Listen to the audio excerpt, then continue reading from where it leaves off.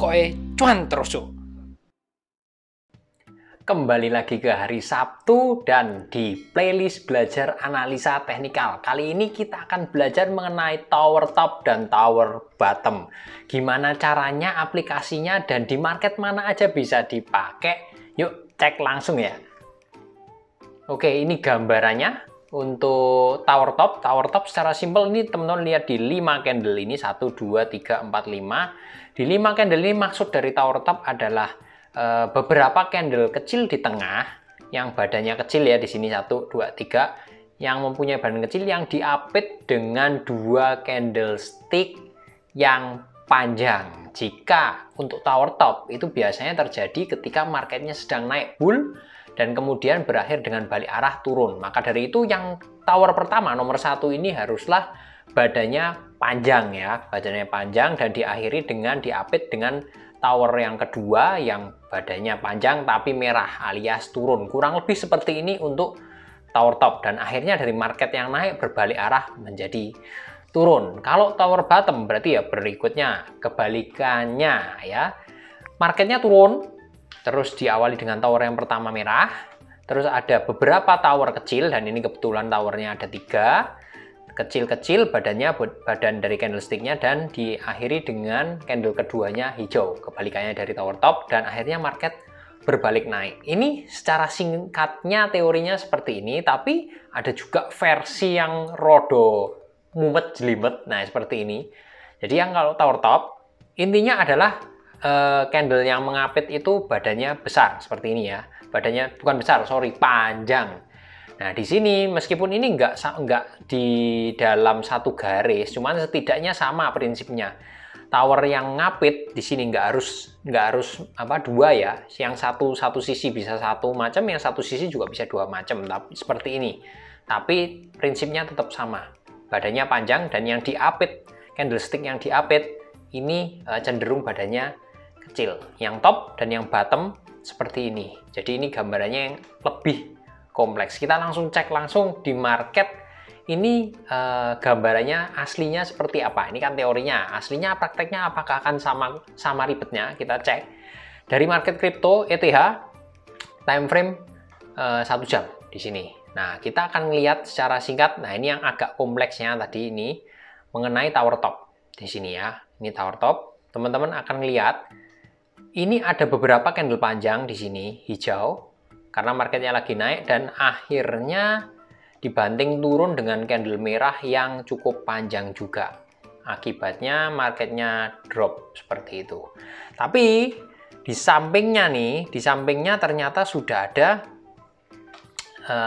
contoh dari tower bottom yang ini ya. Posisinya teman-teman juga bisa lihat. Nah, kalau yang ini sesuai teori yang pertama yang jelas banget diapit dengan 2 tower yang panjang. Yang ini market turun, ini market naik dan akhirnya marketnya kembali naik. Ini tower bottom. Ini persis seperti yang pertama, simple. Yang ini versi yang lebih jelimet tadi ya. Ini dari tower top dan tower bottom. Ini gambarannya di market ETH time frame 1 jam. Untuk kembali mengingatkan aja, time frame untuk tiap candlestick maupun indikator yang kita pakai akan lebih presisi jika teman-teman pakai di time frame yang lebih besar. Kita bisa bicara 4 jam atau bahkan harian, mingguan, bulanan itu nanti tingkat errornya biasanya lebih baik dibanding yang time frame lebih kecil, bahkan yang sampai menitan itu biasanya tingkat errornya jauh lebih besar. Itu ya singkatnya. Terus yang lanjut berikutnya ada di market emas atau gold. Nah, di sini di market emas di sini kita akan berbicara mengenai tower top. Nah, tower top di sini yang terjadi di emas adalah yang simple. Teman-teman bisa lihat. Jadi candlestick yang diapit ini benar-benar hanya satu.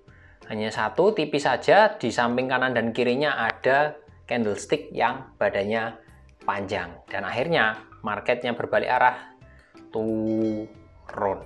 Ini gambaran singkatnya untuk tower top yang simple, benar-benar yang diapit hanya satu candlestick. Itu juga bisa kejadian untuk merubah arah market. Tower top terjadi di market emas XAU USD di time frame 4 jam. Lanjut yang berikutnya ada di Antam alias market saham. Nah, kali ini tadi udah 2 contoh di tower top ya. Ini saya lanjutkan di tower bottom. Untuk tower bottom di Antam, teman-teman juga bisa lihat di sini. Ini candle yang diapit agak banyak ya. Di sini 1 2 3 4 5. Ada 5 candle tipis-tipis yang diapit persis dengan candle panjang. Di sini merah karena sedang turun dan ditutup dengan candle hijau cukup tinggi dan akhirnya marketnya naik. Seperti itu gambaran singkatnya di Antam time frame harian ya di bursa saham. Jadi intinya apapun yang punya candlestick pattern, apapun yang ada candlesticknya itu formasi ini sekali lagi bisa dipakai apapun marketnya. Next di Euro USD, euro terhadap dolar. Nah, di sini juga sama. Simbolnya adalah ini, baru kejadian juga. Di sini simple cuman yang diapit hanya 1 candle. Ya, simple banget.